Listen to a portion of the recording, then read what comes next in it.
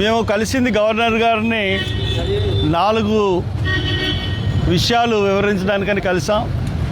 ఒకటి ఏంటంటే first Dalit status Dalit క్రిస్టియన్స్కి ఇవ్వమని. అంటే దళిత్స్కి ఫ్రీడమ్ ఆఫ్ రిలీజియన్ అన్నది కావాలి. ఎందువల్లంటే దళిత్స్ వాళ్ళు రిలీజియన్ చేంజ్ చేసుకుంటే క్రిస్టియానిటీలోకి కానీ ముస్లిమ్స్లోకి కానీ వెళ్తే వాళ్ళకి ఎస్సీ స్టేటస్ వర్తింపజేయట్లేదు. ఇది 1950 ప్రెసిడెన్షియల్ ఆర్డర్లో ఇది పొందుపరిచారు.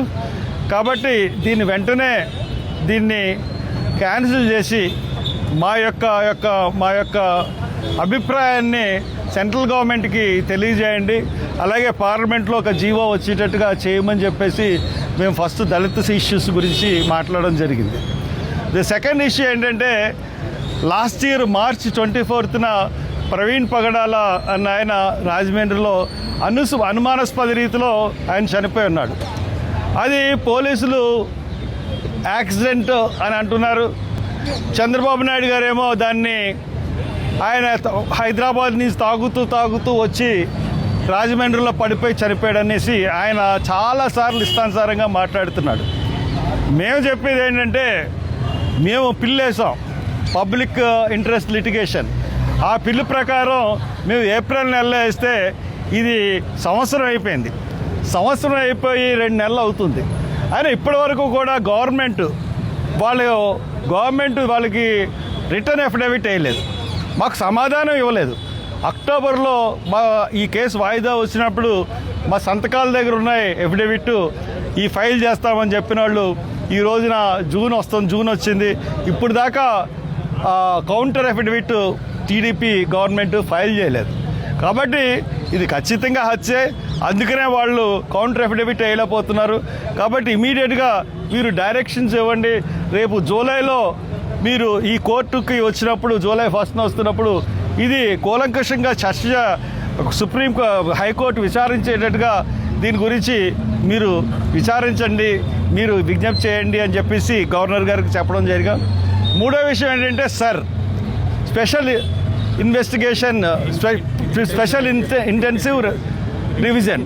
మీ అందరికీ తెలుసు సార్, మొన్న బీహార్లో సడన్గా 60 లక్షల ఓట్లు అనే ప్రోగ్రాం పెట్టి స్పెషల్ ఇంటెన్సివ్ రివిజన్ పెట్టి 60 లక్షల ఓట్లు తీయడం వల్ల బీహార్లో బీజేపీ నెగ్గింది, కాంగ్రెస్ ఓడిపోయింది.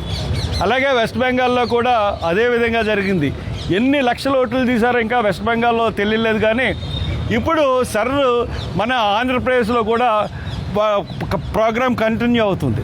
ఆంధ్రప్రదేశ్లో ప్రోగ్రాం కంటిన్యూ అవుతున్నప్పుడు మీ అందరికీ తెలుసు వలస కార్మికులు, ఈ టైంలో వలస కార్మికులు వేరే చోట్లకి వెళ్ళి వాళ్ళు పనులు చేసుకుంటూ ఉంటారు.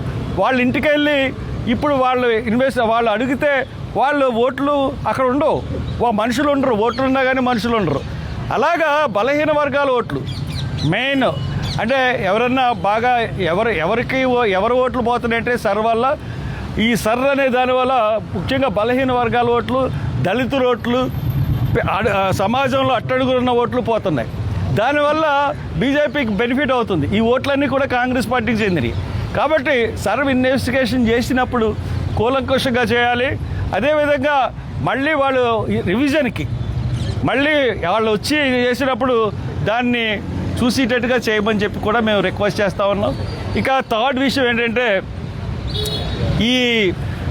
మీరందరికీ తెలుసు ఆరోగ్యశ్రీ సరిగ్గా రావట్లేదు. అలాగే ఫీజు రియంబర్స్మెంట్ అయితే 6,000 కోట్లు 2019 నుంచి ఇప్పటి వరకు రావాల్సిన బాకీ 6,000 కోట్లు.